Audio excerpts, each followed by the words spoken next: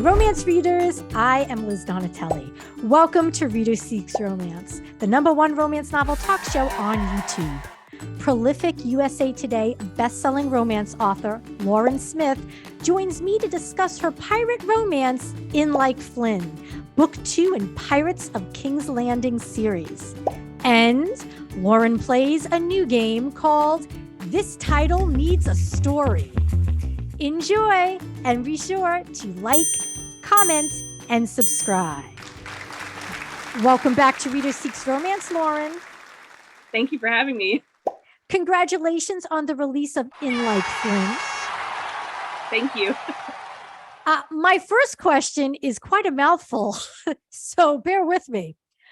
Should I assume that King's Landing in this series title is an ode to Game of Thrones, and that your title, which bears the name of your male protagonist, Nicholas Flynn, is modeled after swashbuckling actor Errol Flynn?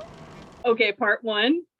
I didn't realize when I came up with the series name probably 3 or 4 years ago that there was a King's Landing in Game of Thrones. So it was this weird coincidence. And everyone asked me that. And I'm like, no, was that in Game of Thrones? Because I didn't really watch it because it was kind of rapey, kind of violent. So, kind of passed on it. So no, it was more just that he was going by a certain name. And I thought it was tied into Kingsley and this whole thing. But anyway, so okay. No. And then the second part is, it is a play. It's kind of an homage to Errol Flynn. His personal issues aside, I love his swashbuckling movies. And I just always thought it would be kind of cute to have a Flynn character and have that be a reference.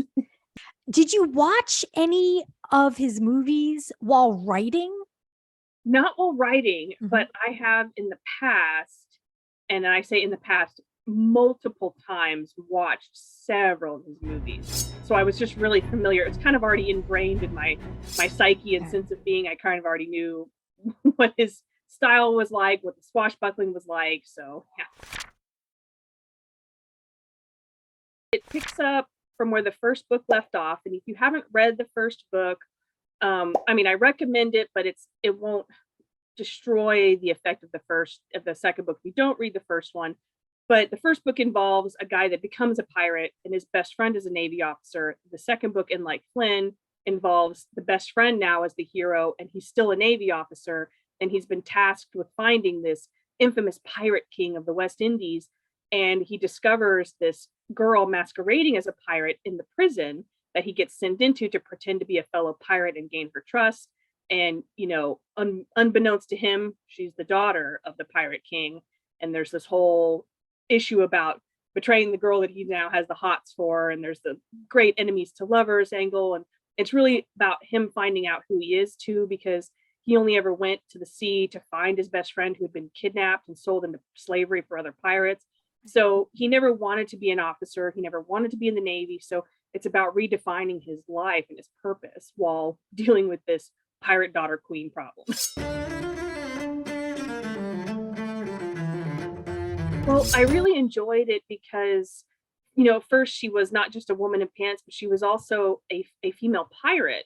So there were these two really different scenarios that women could be in, that sort of in this perfect scenario in this book merged. So you have the woman who, on a pirate ship typically would be wearing pants and be more involved and be one of the crew and be treated a certain way.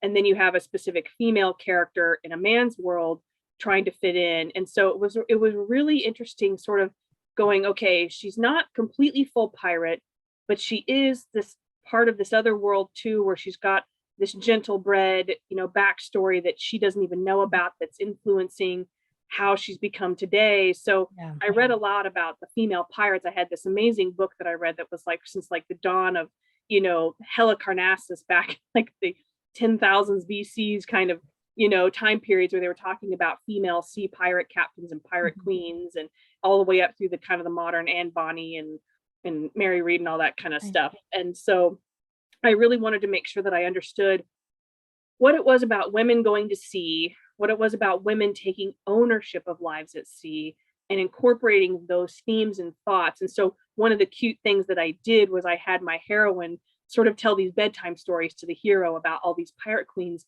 And it was because her father, the Pirate King, had raised her on the stories of pirate queens.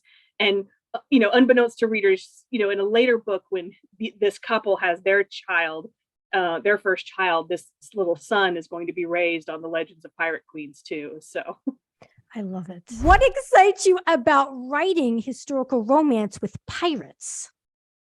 So I have loved pirates ever since I was a little kid. I've always been a pirate person. I think since you get taken on the Pirates of the Caribbean ride at Disney, you're like, oh my God, pirates, they have the best life. And you just kind of always, that's been ingrained inside of you. And then I grew up watching all of the Errol Flynn's and the Tyrone Power movies and Douglas Fairbanks. And so I've always, and I read, and when I was in high school and college, I read Raphael Sabatini's Captain Blood and a lot of his other seafaring novels. And then when I was also in high school, I got into Horatio Hornblower, which is on the naval officer side of things in the Napoleonic Wars. But it kind of, sea life has kind of always been in my head. I'm a sailor's daughter. I'm the great grandniece of sailors who fought in World War II. And so and I'm a Pisces, so everything around water makes sense to me. And then, of course, when I was in high school and college, all the Pirates of the Caribbean movies were coming out. So it kind of just is like what I call formative development. There's a good deal of action and adventure, and you do such a brilliant job of detailing it and making the reader feel like they're there. I totally got into like movie mode where I was like right there with Brianna and Nicholas as they're, escaping the prison and all that jazz. I won't say too much. As far as writing those scenes, do you yourself take some time to just envision the whole scene play out like a movie and then you write it? I'm fascinated by how you do it because you do it so well. There is some visualization, especially when we were dealing with how does the courtyard look? Where would the gates be? What about the cells? Because if you don't visualize it enough, then you might not write it to where you won't even remember yourself when you read it. Like, where would the cell doors be? Where would, and at the same time, I try not to sit there and draw an elaborate blueprint, because that can be hard for some people to follow. Like when I read other stories where they're elaborately detailing a house floor plan, I'm like, just tell me he went upstairs. That's all I need to know. So I try to kind of bridge the gap and sort of get somewhere in the middle where I'm like, he went upstairs to the first door on the left. That's what you need to know. You don't need to know about the other 7 bedrooms down the hallway. So I did a little bit of visualization, but I wouldn't say it took me more than 5 minutes of just kind of sitting there and thinking it through. I've watched a lot of the pirate movies. Horatio Hornblower, there was a particular scene where he was a prisoner in Spain, and there was this courtyard and they had these cells that faced the thing, and he would see these men being hanged. And so in my mind, I was kind of envisioning a similar setup. And then I did some basic research, but I couldn't find much about the outlay of the actual fort at Port Royal. So I kind of had to just go with my gut. Do you think you were a pirate in a past life? I think it's possible. I absolutely do. I think it's very possible that that's also informing your writing without you realizing it. I believe it, because I have a lot of pirate plots in my head that just kind of rumble around. I'm like, yeah, I must have done that. Yeah, I think I did that. Who would you cast in the roles of Brianna and Nicholas in the movie adaptation of In Like Flynn? Oh, okay. Who would I cast? I think it would be kind of fun to have Chris Hemsworth with kind of the longer Thor hair. Yeah. Maybe like he would be good. Brianna, I think the girl that played opposite, she was Daisy in The Great Gatsby with Leonardo DiCaprio, and I'm blanking on her name. The British actress, very talented. Yeah, is it Carrie Mulligan? Yes, Carrie Mulligan. I thought might make kind of a fun. Oh, because she's feminine when she dresses feminine, but then if you put her with a short wig and a cap, she could kind of look a little, and she's kind of tall and strong looking. Yeah. Oh, I like it. I could definitely see Chris Hemsworth in the scene that's been sticking in my mind was the bathtub when Brianna's taking a bath and he just walks in. It's so sexually charged. I was like, ooh, but like there's a charming playfulness. It's like Chris Hemsworth would pull that off well. Yes. I owe a lot of that scene to my bestie Amanda, who always edits my books like very first before my editor sees them. Okay. And I had him walking in and kind of doing the thing, and she was like, oh, he needs to like flick the water at her. Oh, he needs to like do this. I was like, oh yeah, tell me more. What else is he gonna do? So that scene is extra charged. Credit to Amanda. Yes. Okay. Credit to Amanda. Is Amanda an author as well? Yes, she hasn't published anything yet, but we're working on it. I'm gonna make it happen for her because she's so talented. So. Okay. Well, listen, if she came up with the water flicking thing, I'm Oh, yeah. all in. I'm Yeah. all in. What's coming up next that you'd like to mention? My next book that's physically releasing is hopefully at the 1st of September, which is the Wartime Matchmakers. Yes, I just looked it up on Amazon because I wanted to know when it came out. Do you want to give a little bit of a teaser? It's based on the true story of two matchmakers, Heather Jenner and Mary Oliver. And I have renamed my characters and created a historical fiction version of the story. So it's not, my book's not nonfiction, it's fiction, but it really strictly closely dovetails into the true story that they themselves wrote in 1942 about how they founded the first matchmaking agency in London in 1939 and how they survived the war years up through 1945. And the story is just absolutely incredible about what these two women went through. One was the daughter of a brigadier general. The other one was a girl from small town Cambridge, farm. And they just created this agency that matched so many couples successfully over the war. And I think out of like 2,000 couples, only like 3 were recorded to have divorced since that period. And then the agency itself lasted up until like the 1980s from 1939, which is pretty impressive. And they had this whole system about how they picked clients and everything. But the powerful thing about the story is that for all of my Regency fans, I worked my Regency descendants from my main beloved characters in my Regency series. I incorporated them into this world because they would have been, alive in the 1940s. Their great grandsons would be out rumbling around. And of course, they'd be going off to fight. They'd be flying planes. They'd be joining the military and, kind of being heroes of the day. But at the same time, the women that they love are the real heroes of the story. Right. And I got to use, because I needed so many names for these clients of the Marriage Bureau that these women created, I used real names from my readers' families men who had survived, who had lived, and some even had died in World War II. And I put their names in as these clients, these soldiers. And I did so much research. I have scenes that take place in Dunkirk, where I have one of my heroines is literally shooting a Bren machine gun at an airplane as it goes over their little pleasure yacht while they're rescuing soldiers at Dunkirk. So I mean, it's got action, it has romance, but it's not super steamy romance in that there's no open door scenes. It's closed door, but you get the passion of how these characters feel right up until that closed door moment. You are a storyteller extraordinaire who writes inspired plots, rich characters, and sexy hotness. In celebration of this, you are the first romance author to play This Title Needs a Story.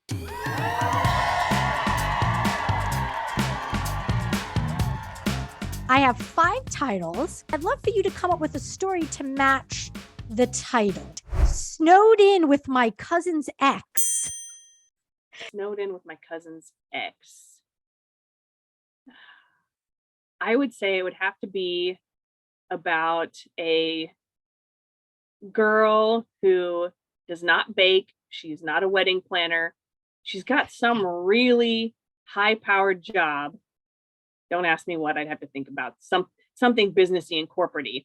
And her cousin would have to have been dating some insane hippie campy type that literally is her polar opposite. Okay. And she ends up getting stuck trying to go visit her cousin who lives like a town away from said hippie. And the hippie finds her car stuck on the road.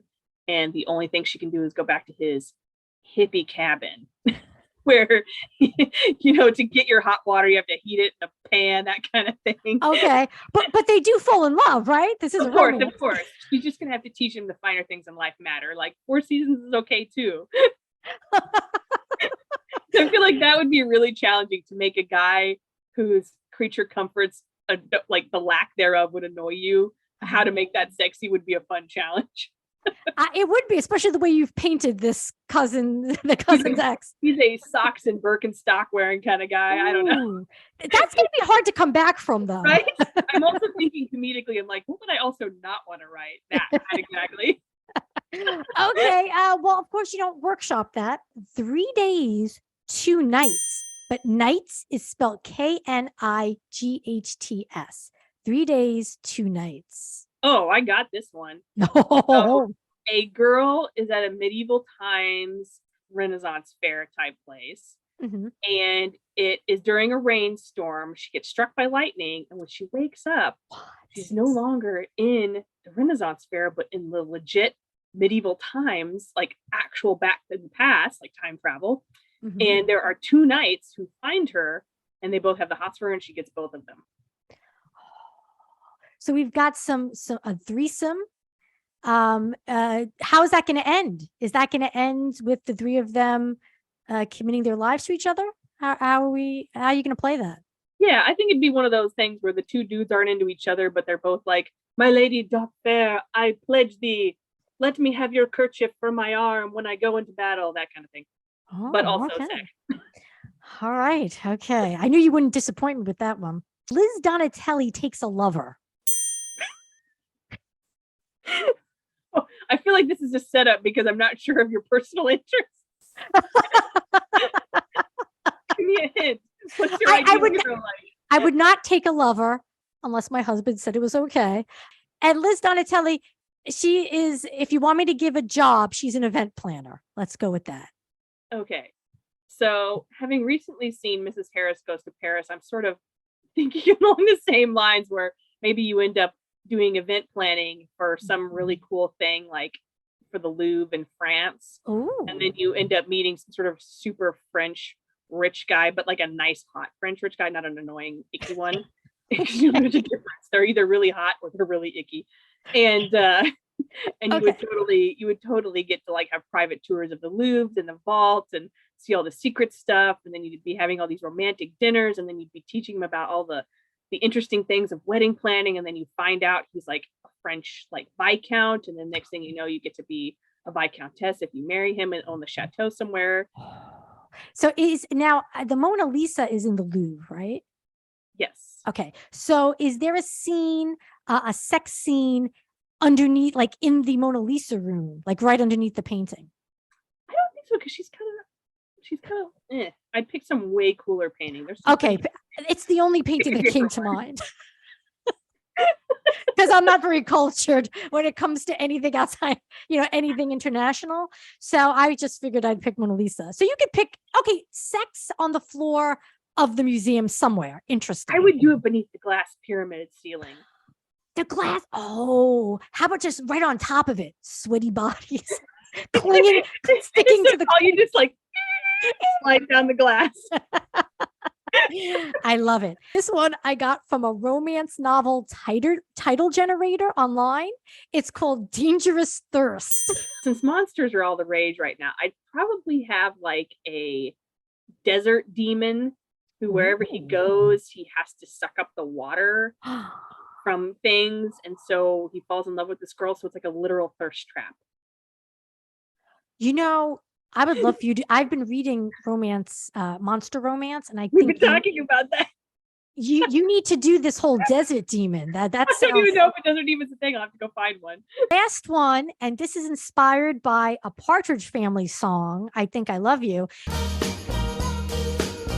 I think I love you. A love there is no cure for. I would try to come up with some clever medical romance, but I've never read one, so I feel like I'm out of my depth on the medical thing. So then I'm thinking, okay, it's got to be something like a succubus falls for a guy who has like zero energy, and so like the more she loves him, the more there is no cure.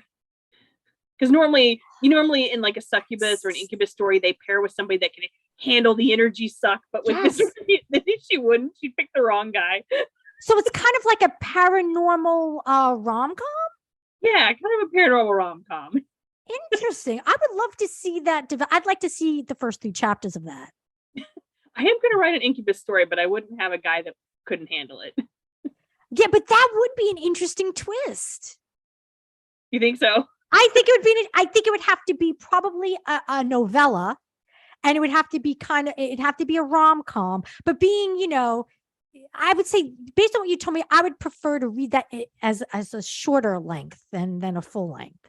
Yeah, I think so. Yeah. Yeah. So feel free to use any and all of these ideas, including Liz Donatelli Takes a Lover. I hope that I've inspired you, and I hope that Liz Donatelli makes it into one of your future novels. Well, there's a Lizzie in the Wartime Matchmakers. So How's it spelled though? Lizzie / Elizabeth. I spell it Lizzy. Oh, okay. That's how my family spells it. They're the only ones who call me Lizzie. Yeah, the Y is American. I had to go with the Brit.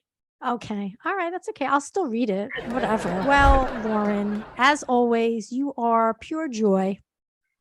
And it's been a pleasure to chat with you. And it's always a pleasure to continue reading your work. So thank you for taking time to join me here on Reader Seeks Romance. Oh, I love it. These are so fun.